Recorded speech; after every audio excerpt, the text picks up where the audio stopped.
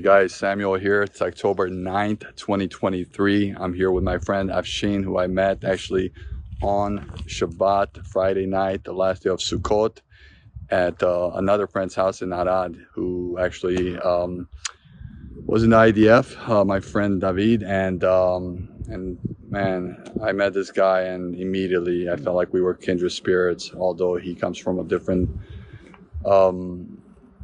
country, a different nation. We are united under one name, and that is the name of Yeshua. You had a house full of people from all over the world there, and it was so beautiful just to see all of us coming together.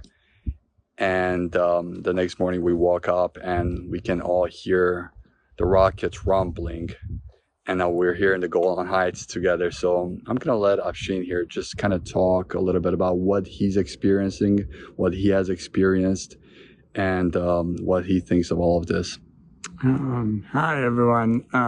Yeah, it's wonderful to meet you guys, and so it's been really interesting for me.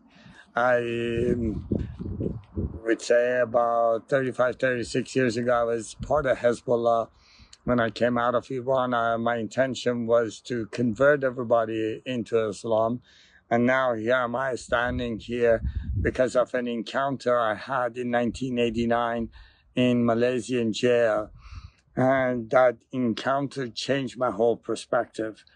I was sitting and praying as a Muslim while planning to actually kill a Christian. And right there and there stands a man in front of me whose being is shining like light. And I was confronted with the sin in my life. And the moment I felt that, I thought, I need forgiveness, but I didn't know that's possible till the day of judgment.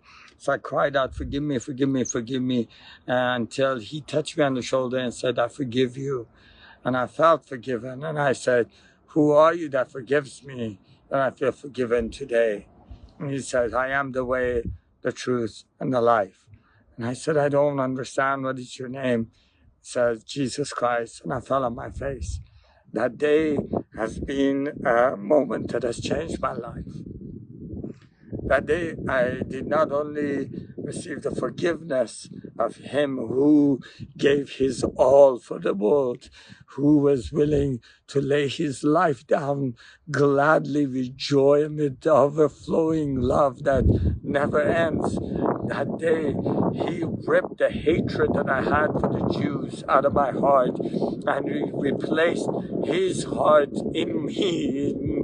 When that heart began to beat, I fell in love with the Jews, with the people I hated most.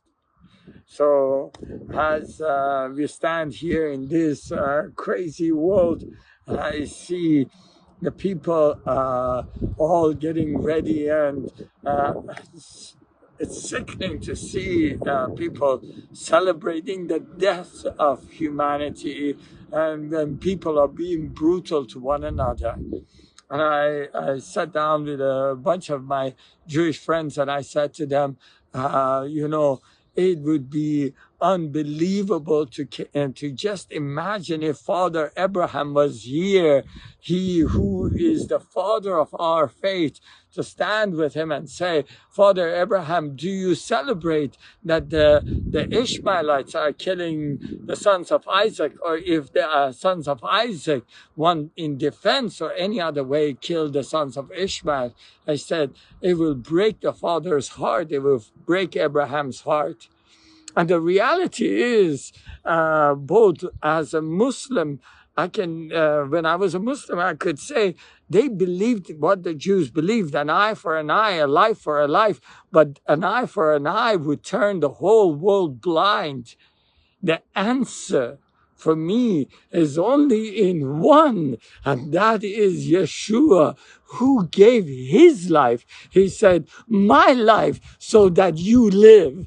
My life, I give my life. It is not a choice that one should kill another. Who should live, the Jews or the sons of Ishmael? But that Jesus already paid it all so both of them can live.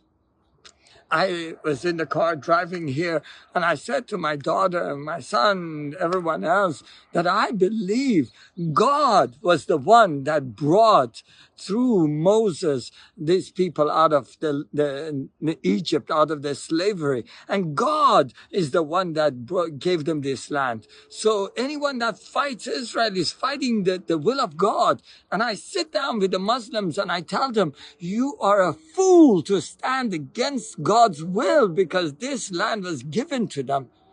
And when they say, hey, there should be a Palestine or Israel, I say, no, there should be Israel, but an Israel that includes Ishmael in the inheritance of Abraham. I believe that the land was given to Abraham as a promise for all of his children. And I believe that the peace will not come in United Nations. The peace will come when the ones who believe in Yeshua will allow their light to shine, would be willing to take the step of faith and just be brave enough to tell people about that love of Jesus Christ that was poured 2,000 years ago for all the humanity, Jews and Gentiles, all the same.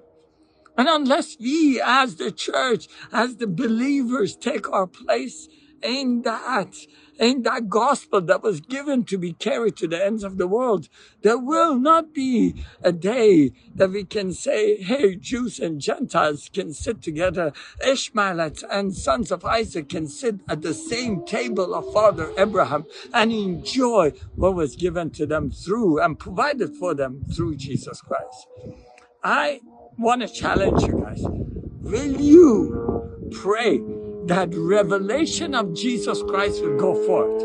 Would you pray? Because I know hundreds of thousands of Iranians and other Muslims that have had dreams and visions of Jesus Christ that changed their life, and that dream and vision ripped that hatred out of their heart for the Jews and replaced it with love for them.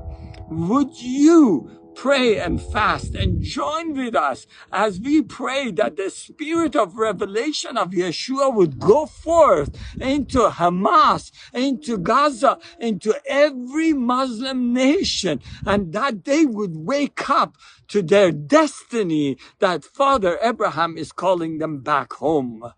In the name of Yeshua, I ask you that. Thank you, guys.